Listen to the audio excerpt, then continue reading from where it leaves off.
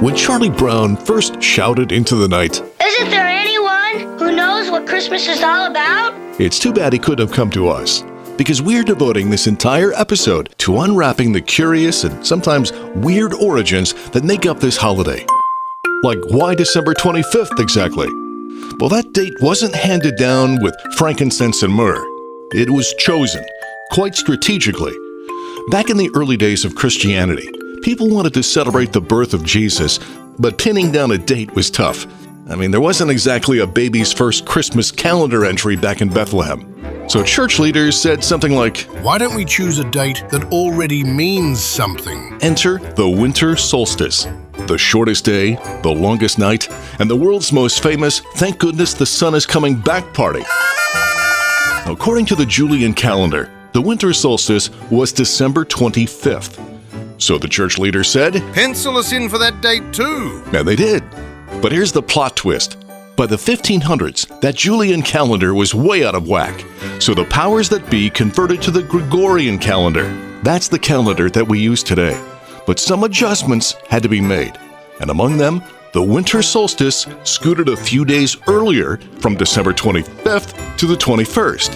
But while the solstice moved, Christmas stayed put. It was an easy decision, really. We'd already printed the flyers for the nativity program. In the end, it's really the meaning of the day that matters, and we are glad you're here. So throw a Yule log on the fire, or just put on a YouTube video of it, and join us as we jingle our way through some twisted holiday cheer on the Christmas episode of the podcast that answers some of the questions you've always wondered about. It's the Always Wondered podcast. Hi, I'm Rick Peterson. Thanks for joining us. Today we start with the big guy. Santa Claus is basically a mashup between St. Nicholas, Father Christmas, and Sinterklaas, a jolly, plump gift giver. But up until the early 20th century, he was depicted wearing all kinds of colors: green, blue, brown, the full Crayola palette. So have you always wondered when Santa started wearing red? Well, it wasn't until the 1930s that Santa went full holiday fire hydrant. And we owe it all to Coca-Cola. A series of Coke ads arrived featuring a warm, rosy-cheeked Santa in a bright red suit. That outfit matched Coke's marketing perfectly, and those ads were everywhere. I was basically a holiday influencer. Now granted, Santa did sometimes wear red before Coke, but it was their massive worldwide advertising reach that made his red suit iconic. Maybe next year I can find someone to sponsor my boots. And speaking of Santa, have you always wondered how NORAD, that's the North American Aerospace Defense Command, the people who track missiles, became the official globally recognized tracker of Santa Claus? It all started in 1955 when the Sears department store ran an ad inviting kids to call a special phone number to hear from Santa. Unfortunately, the ad had a typo. The phone number listed was a top secret number to missile defense. The commanding officer on duty answered the call. "Colonel Shoup." "Are you Santa Claus?" Now, Shoup was a no-nonsense military guy, but once he realized what was going on, he leaned into it, and he instructed his staff to do the same, giving Santa's current location based on, whatever the radar screens were showing that wasn't a Soviet bomber. "Sir, we've got a blip at 3 o'clock. Mark it possible sleigh activity." The media heard about it, everyone loved it, and NORAD has been moonlighting as Santa's logistics team ever since. The Always Wondered podcast. Have you always wondered where the tradition of kissing under the mistletoe started? Was it in a Hallmark movie? No. Ancient civilizations believed that mistletoe had magic healing powers. Of course, back then, everything was magical. Trees, rocks, goats. But according to Norse mythology, Loki, the agent of chaos, turned that magical mistletoe into a spear and killed the beloved god Balder. Heartbroken, Balder's mother made a proclamation. Mistletoe will forever be known as a symbol of love, and those who stand underneath it shall be smooched. The symbolism stuck, Victorian parties made it flirty, and we still do it today. But be careful hanging mistletoe at an office party. HR will probably come knocking. We need to talk about boundaries. Okay, let's do a few more. Have you always wondered why we bring entire trees inside for Christmas?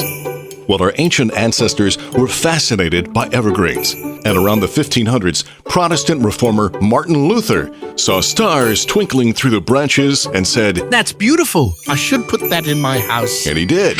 Martin, you're getting needles everywhere. He even added candles to the tree, because nothing says Christmas quite like a mild structural fire. Well, the tree tradition spread, got fancier, and when Queen Victoria made it go viral, there was no turning back. So now we celebrate with Christmas trees in December and a right to vacuum in January.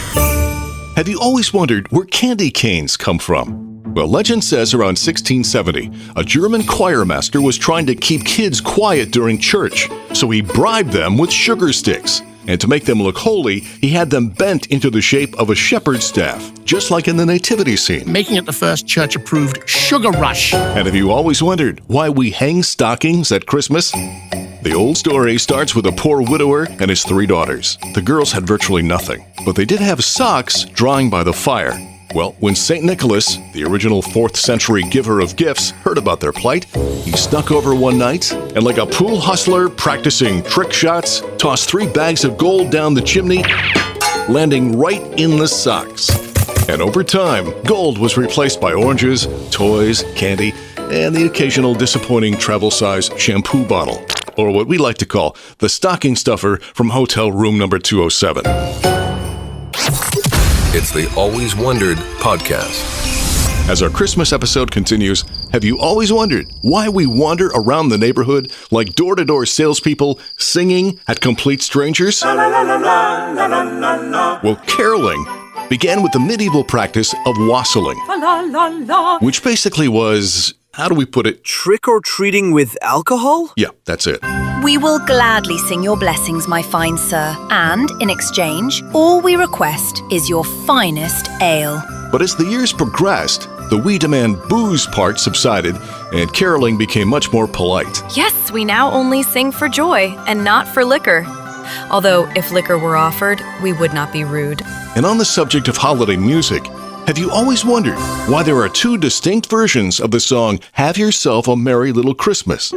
Well, it all started in 1944, when Judy Garland was set to sing the song to her character's younger sister in the movie Meet Me in St. Louis. But before it was ever performed, the lyrics were, well, bleak. Like, have yourself a merry little Christmas, it may be your last. Wait, what? Garland wanted a rewrite. I can't sing this to a little girl. The only thing she'll get for Christmas is therapy. So songwriter Hugh Martin reluctantly agreed to tone it down. And it was a good decision. It became a hit. America cried into its popcorn. But the tears were happy ones. Now fast forward about a decade, and here comes Frank Sinatra. He wanted the song for his new album, but he said something like, It's kind of a buzzkill, Jack. Can we swing it up a little? So Martin once again changed the lyrics, turning it from a melancholy wartime song into a modern, full-blown Christmas celebration, including that final lyric, we'll have to muddle through somehow. That became Hang a Shining Star Upon the Highest Bough. And that happier version is now the one you hear the most. But either way, the message is timeless. Have yourself a merry little Christmas now. The Always Wondered podcast. Before our episode ends, we have to ask, have you always wondered how many cumulative gifts you'd receive after the 12 days of Christmas? I mean, this song escalates faster than a Black Friday sale. So the final tally is this: 184 birds of various types, 40 gold rings, very nice. But here's where the trouble starts. Between ladies, lords, pipers, maids, and drummers, you'd take possession of 140 people. Now that's not a gift, that's a zoning violation. At best, you get a citation from your HOA, and at worst, you wind up on some government watch list. Maybe I should ask for an Amazon gift card instead. Yeah, good idea. Okay, as always, we leave you with one to ponder. Have you always wondered why Christmas wrapping paper costs more per square inch than beachfront property? It's run by a big Eastern syndicate, you know. Until next time, stay curious and keep wondering. I'm Rick Peterson. Thanks for listening. The Always Wondered podcast. If you like what you hear, please subscribe, leave a 5-star rating, and a review. Listen on Apple Podcasts, Spotify, or wherever you pod. Feel free to offer suggestions for future topics or simply reach out to alwayswonderedpodcast@gmail.com.